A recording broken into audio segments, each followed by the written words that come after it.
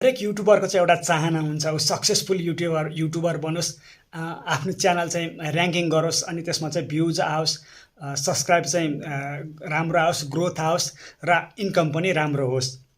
यी सबै कुराहरूको चाहिँ परिपूर्ति तब हुन्छ जब एउटा चाहिँ सक्सेसफुल च्यानल तपाईँले चाहिँ बनाउन सक्नुहुन्छ। त्यो च्यानल चाहिँ ऱ्याङ्किङ गर्छ जब चाहिँ तपाईँले बनाएको भिडियोहरू चाहिँ ऱ्याङ्किङ गर्छ, लिस्टिङमा आउँछ, सर्चमा आउँछ र चाहिँ वाच आवर र सब्सक्राइबहरू चाहिँ जब गेन गर्न थाल्छ, त्यो च्यानल नै सक्सेसफुल च्यानल हुन्छ र तपाईँहरूले चाहिँ राम्रो आर्थिक उपार्जन पनि गर्न सक्नुहुन्छ च्यानलको माध्यमबाट।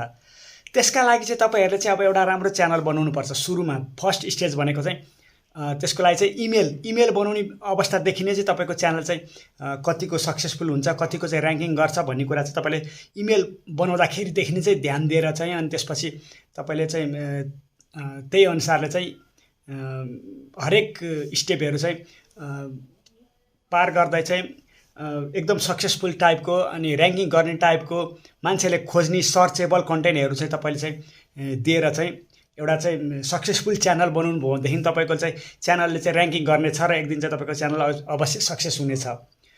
त्यही कुराहरूलाई चाहिँ मध्यनजर गरेर र नेपालमा पनि चाहिँ अब धेरै नेपाली साथीहरूलाई चाहिँ यो युट्युब च्यानलबाट चाहिँ आम्दानी हुन्छ भन्ने कुरै थाहा छैन। त्यो कुरो चाहिँ म मेरै भेटघाटमा साथीहरूसँग चाहिँ मेरो च्यानल चाहिँ मोनिटाइज भयो, मेरो च्यानलबाट पैसा आउँछ भनेपछि चाहिँ उनीहरू चाहिँ अनौठो मान्छन्।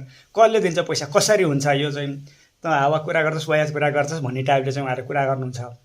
अनि धेरै साथीहरूलाई चाहिँ मैले यो यसरी चाहिँ एडसेन्स विज्ञापनबाट चाहिँ आम्दानी हुन्छ, यो चाहिँ राम्रो प्लेटफर्म हो, एकदम चाहिँ विश्वसनीय प्लेटफर्म हो, आउनुहोस् च्यानल बनाउनुहोस्, चाहिँ आम्दानी गरौँ भनेर चाहिँ म धेरैलाई चाहिँ इन्करेज गरेर चाहिँ अहिले मेरो साथीहरूले भर्खर सुरु गर्दै हुनुहुन्छ। मेरो चाहिँ एउटा ब्लग च्यानल छ, त्यो चाहिँ मोनिटाइज भइसकेको छ लगभग, त्यसबाट चाहिँ अब आम्दानी सुरु हुन थालिसकेको छ।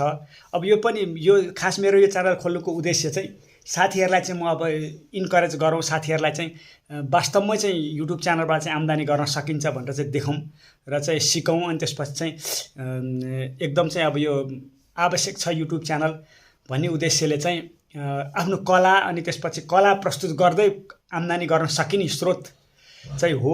त्यसका लागि चाहिँ तपाईँहरूले चाहिँ युट्युब च्यानल बनाउनुपर्छ भनेर चाहिँ मैले चाहिँ च्यानल सुरु गरेँ हो।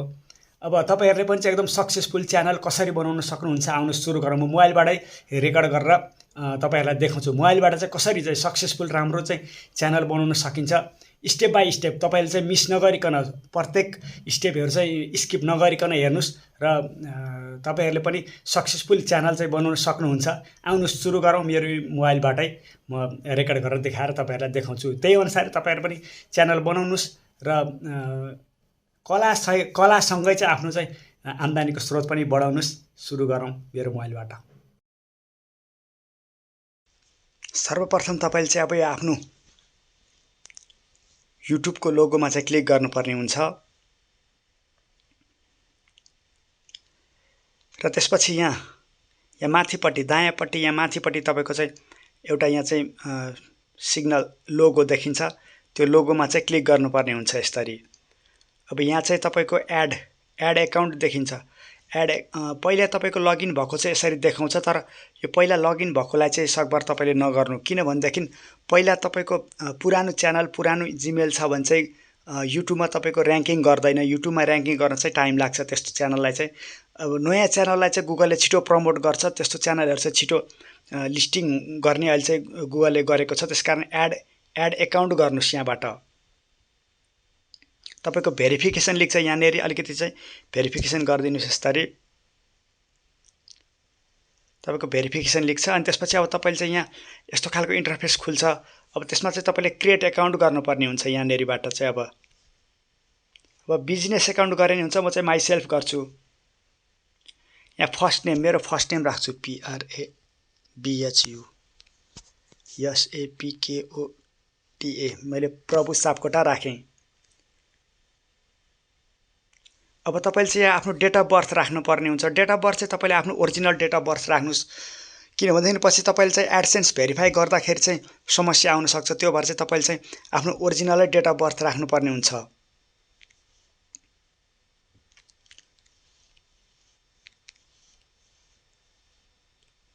अब तपाईँको जेन्डर के हो त्यो यहाँ सेलेक्ट गर्नुहोस्, मेल फिमेल के हुनुहुन्छ। अब मैले चाहिँ मेल सेलेक्ट गरेँ, अगाडि बढौँ। अब तपाईँलाई यसरी चाहिँ यहाँ जिमेलहरू चाहिँ तपाईँलाई सजेस्ट गर्छ। मैले चाहिँ अब यो पहिलो नै जिमेल मैले चाहिँ ठिक लाग्यो, प्रभु सापकोटा 0 गर्यो। मैले चाहिँ यसैलाई कन्टिन्यू गरेँ। तपाईँले चाहिँ अब तपाईँलाई ठिक लागेन भने तपाईँले चाहिँ त्यसलाई चाहिँ एडिट पनि, तल चाहिँ कस्ट्युम पनि गर्न सक्नुहुन्छ। म तपाईँलाई कस्ट्युम पनि गरेर देखाउँछु एकचोटि, भने परेनलाई त्यो। अब तपाईँले पासवर्ड सेट गर्नुपर्ने हुन्छ। पासवर्ड चाहिँ अब तपाईँले न्युमेरिकल, क्याप्स लक र चाहिँ सिम्बल टाइपको मिलाएर राख्नु भने चाहिँ त्यो चाहिँ स्ट्रङ पासवर्ड हुन्छ। मैले चाहिँ अब यहाँ म पासवर्ड राख्छु।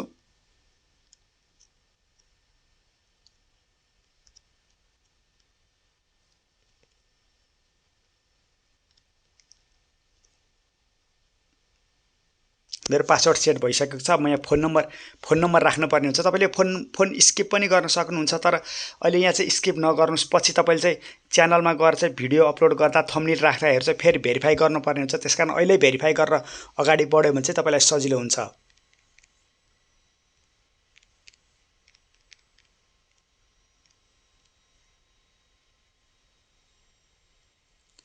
अब तपाईँले चाहिँ यो टर्म एन्ड कन्डिसनहरू चाहिँ यसरी आउँछ। तपाईँलाई टाइम छ भने यो पढ्दा पनि हुन्छ, नभए आई एग्री गरेर अगाडि बढ्दा पनि हुन्छ।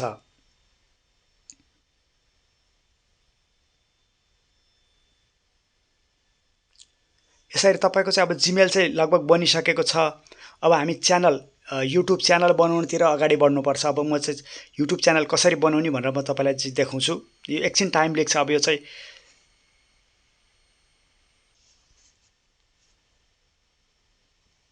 अब यसरी तपाईँको जिमेल बनिसकेपछि चाहिँ अब यहाँ आफै भेरिफाई भएर यहाँ माथि चाहिँ अब पी देख्यो, मैले पीबाट प्रभुबाट बनाएको भएर चाहिँ अब पी देख्यो। तपाईँले चाहिँ DCBMJबाट बनाउनुहुन्छ। तपाईँको चाहिँ त्यहाँ माथि त्यही देखिनेछ। मेरो चाहिँ पीबाट बनाएको भएर मेरो चाहिँ पी नाम भएको, पीबाट सुरु नाम भएको भएर यहाँ पी देख्यो। अब पीमा क्लिक गर्ने, अनि त्यसपछि तपाईँको चाहिँ यहाँ यसरी चाहिँ देखिन्छ। यो अब तपाईँकोले बनाउनु भएको जिमेल एकाउन्ट चाहिँ यसरी यहाँ देखिन्छ। अब यो देखिसकेपछि तपाईँले के गर्नु पर्यो त भन्दाखेरि चाहिँ अब यहाँ योर च्यानल भन्ने देखिन्छ। यो फर्स्टमा यो योर च्यानल भन्ने ठाउँमा चाहिँ तपाईँले क्लिक गर्नुपर्छ यसरी। अब त्यसपछि यहाँ चाहिँ तपाईँले एउटा प्रोफाइल पिक्चर राख्नुपर्ने हुन्छ। यहाँ प्रोफाइल पिक्चर सेलेक्ट गर्नुपर्ने हुन्छ यसरी। अब मैले चाहिँ यहाँ मेरो प्रोफाइल पिक्चर म यहाँ राख्छु। मैले अब यो मेरो यही प्रोफाइल पिक्चर मैले यहाँ राखेँ, सेभ पिक्चर गरेँ मैले। अब म चाहिँ ब्लग च्यानल बनाउन लायो भएर चाहिँ अब म यहाँ प्रभु सापकोटा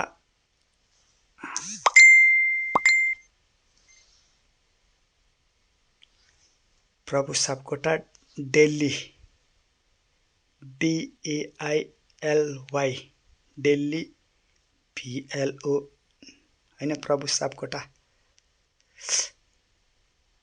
सापकोटा नगरौँ, प्रभु भ्लग गर्छु म, PLOG। तपाईँहरूले आफूलाई चाहिँ के ठिक लाग्छ, कस्तो खालको च्यानल बनाउने सोचमा हुनुहुन्छ त्यही अनुसारले तपाईँहरूले राख्नुहोस्। मैले चाहिँ अब यो चाहिँ तपाईँहरूलाई देखाउनलाई डेमोको लागि पनि बनाएको हो। यो प्रभु भ्लग भनेर चाहिँ मैले बनाएँ। अब यसलाई चाहिँ माथि सेभ गरिदिनुपर्छ यसरी। अब तपाईँले चाहिँ ह्यान्डल चाहिँ यहाँ तल सजेस्ट गर्छ। अब यहाँ प्रभु ब्लग भनेर देखाएँ मैले चाहिँ। अब यो प्रभु ब्लग सेभ हुन्छ कि हुँदैन अब हेरौँ। यो प्रभु ब्लग अरू नै लिइसके भएर चाहिँ अब यो प्रभु PRABHUSAPKOTAVLOG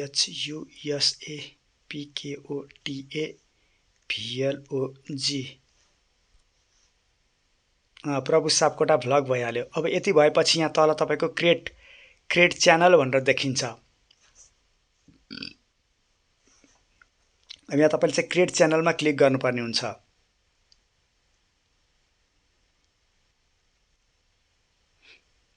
अब तपाईँको लगभग च्यानल त तपाईँको बनिसकेको छ। अब